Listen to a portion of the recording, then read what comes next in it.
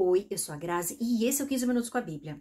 Hoje continuaremos conhecendo mais algumas profecias de Isaías. Confesso que os livros dos profetas são um tanto desafiadores, pois falam sobre coisas que não queremos ouvir. A maior parte delas fala sobre desgraças, perdas, do momento em que a justiça é executada sobre as nações e coisas terríveis se abatem sobre elas. Ninguém gosta de ouvir más notícias. Se nem as coisas que já aconteceram nos agradam, quanto mais receber notícias de algo que viria a acontecer. Não deve ter sido fácil para os profetas do Velho Testamento serem os portadores de más notícias, mas precisamos conhecê-las para compreender que todo o mal que semeamos em algum momento, mais cedo ou mais tarde, se voltará contra nós. E é isso que acontece aqui. Capítulo 34, Julgamento contra as nações. Aproximem-se, nações, e escutem. Prestem atenção, ó povos, que o ouçam a terra e tudo o que nela há, o mundo e tudo o que dele procede. O Senhor está indignado contra todas as nações. Sua ira está contra todos os seus exércitos. Ele os destruirá totalmente. Ele os entregará à matança. Seus mortos serão lançados fora e seus cadáveres exalarão mau cheiro. Os montes se encharcarão do sangue deles. As estrelas do céu serão todas dissolvidas, e os céus se enrolarão como um pergaminho. Todo o exército celeste cairá, como folhas secas da videira e da figueira. Quando minha espada embriagar-se nos céus, saibam que ela descerá para julgar Edom, povo que condenei à destruição. A espada do Senhor está banhada em sangue, está coberta de gordura, sangue de cordeiros e de bodes, gordura dos rins de carneiros, pois o Senhor exige sacrifício em Bosra e grande matança em Edom. Com eles cairão os bois selvagens e os novilhos com os touros. A terra deles ficará ensopada de sangue e o pó se encharcará de gordura, pois o Senhor terá o seu dia de vingança, um ano de retribuição, para defender a causa de Sião. Os riachos de Edom se transformarão em piche, em enxofre o seu pó. Sua terra se tornará betume ardente. Não se apagará de dia nem de noite. Sua fumaça subirá para sempre. De geração em geração ficará abandonada. Ninguém voltará a passar por ela. A coruja do deserto e a coruja estridente a possuirão. O corujão e o corvo farão nela os seus ninhos. Deus estenderá sobre Edom o caos como linha de medir, e a desolação como fio de prumo. Seus nobres nada terão ali que possa chamar-se reino, e todos os seus líderes desaparecerão. Espinhos tomarão de assalto as suas cidadelas, urtigas e sarças cobrirão as suas fortalezas. Será um antro de chacais e moradia de corujas. Criaturas do deserto se encontrarão com hienas, e bodes selvagens balirão uns para os outros. Ali também descansarão as criaturas noturnas, e acharão para si locais de descanso. Nela a coruja fará ninho, chocará seus ovos e cuidará de seus filhotes à sombra de suas asas. Os falcões também se juntarão ali, cada um com seu par. Procurem no livro do Senhor e leiam. Nenhum desses animais estará faltando, nenhum estará sem o seu par, pois foi a sua boca que deu a ordem, e o seu espírito os ajuntará. Ele designa as porções de cada um, sua mão as distribui por medida. Eles se apossarão delas para sempre, e ali habitarão, de geração em geração. Nessa profecia é bastante complexa, pois inicia dizendo que o Senhor está irado contra todas as nações, e que executará a justiça. Contudo, é como se ele começasse a derramar sua ira ainda nas regiões celestiais, pois afirma que as estrelas seriam dissolvidas, os céus se enrolariam como pergaminho, e o exército celestial cairia como folhas secas. Depois que a espada do Senhor se embriagasse nos céus, aí sim, desceria a terra para julgar Edom. Parece que o Senhor está farto dos sacrifícios de animais que de nada têm servido para propiciar o pecado, pois cada vez mais o povo peca e não se arrepende. Depois o Senhor fala sobre arrasar Edom, de tal maneira que somente animais selvagens passariam a existir naquele território. O Espírito do Senhor faria com que nenhum deles faltasse. Acho interessante que no final declara que designa as porções de cada um e que sua mão as distribui por medida, e que então se apossarão da terra e ali habitarão de geração em geração. E uma reflexão me surge aqui. Gosto de pensar em Deus como sendo fiel da balança, aquele que permite que tanto coisas boas quanto ruins aconteçam, de acordo com as nossas escolhas. Por ter nos concedido o livre-arbítrio, ele não interfere em nossas escolhas, mas garante que exista equilíbrio em toda a obra da criação.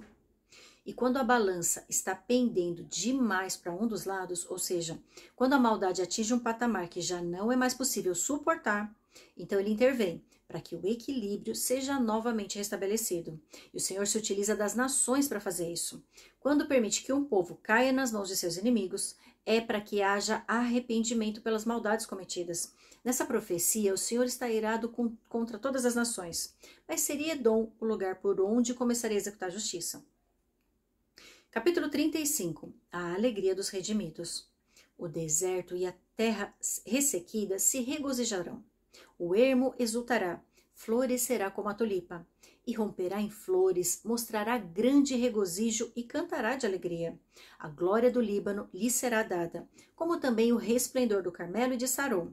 Verão a glória do Senhor, o resplendor do nosso Deus. Fortaleçam as mãos cansadas, firmem os joelhos vacilantes. Digam aos desanimados de coração: sejam fortes, não temam. Seu Deus virá com vingança. Com divina retribuição virá para salvá-los. Então se abrirão os olhos dos cegos e se destaparão os ouvidos dos surdos. Então os coxos saltarão como cervo e a língua do mudo cantará de alegria. Águas irromperão no ermo e riachos no deserto. A areia abrasadora se tornará um lago, a terra seca, fontes borbulhantes. Nos antros onde outrora havia chacais, crescerão a relva, o junco e o papiro. E ali haverá uma grande estrada, um caminho que será chamado caminho de santidade. Os impuros não passarão por ele, servirá apenas aos que são do caminho. Os insensatos não o tomarão, ali não haverá leão algum, e nenhum animal feroz passará por ele. Nenhum deles se verá por ali. Só os redimidos andarão por ele, e os que o Senhor resgatou voltarão, entrarão em Sião com cantos de alegria. Duradoura alegria coroará sua cabeça, júbilo e alegria se apoderarão deles, e a tristeza e o suspiro fugirão. Aqui, embora não seja uma profecia muito clara, creio que faça referência ao tempo em que o Messias viria. A profecia nos exorta a fortalecermos as mãos e os joelhos vacilantes, pois o nosso Deus viria com divina retribuição para nos salvar. Então se abririam os olhos dos cegos, os ouvidos dos surdos e as bocas dos mudos.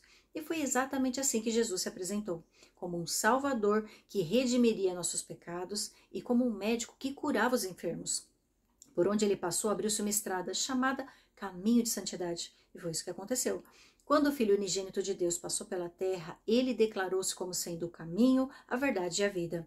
É através dele que foi aberto o caminho para o relacionamento com Deus Pai, sem intermediários. E só os redimidos passam por esse caminho, por essa porta que é Jesus. É através dele que somos salvos e é através deles que somos santificados. É o seu exemplo de conduta na terra que é o modelo que devemos perseguir. Capítulo 36. A ameaça de Senaqueribe. No 14º ano do reinado de Ezequias, Senaqueribe, rei da Assíria, atacou todas as cidades fortificadas de Judá e se apossou delas. Então, Dilax, o rei da Assíria, enviou seu comandante com um grande exército a Jerusalém, ao rei Ezequias.